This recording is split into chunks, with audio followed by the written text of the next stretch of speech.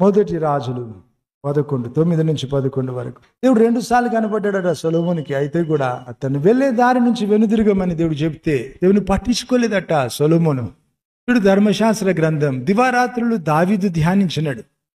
చుంటి తేనె ధారల కంటే నాకు మధురం అన్నాడు. సొలొమోను ముట్టలేదు ధర్మశాస్త్ర గ్రంథం. దేవుని భయం లేదు. దేవుడే కనబడితే కూడా రంకులేదు తనకి.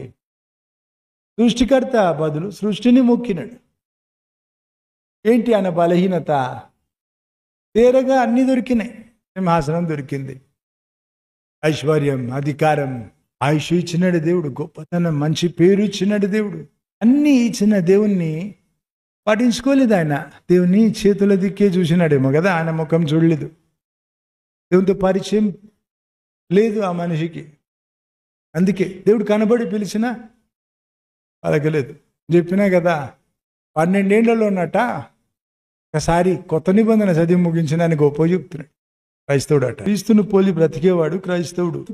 బ్రతకాలంటే రోజు బైబిల్ చదువుకో, దేవునితో గడిపోయే కాంతం వీలవుతుంది. అప్పుడే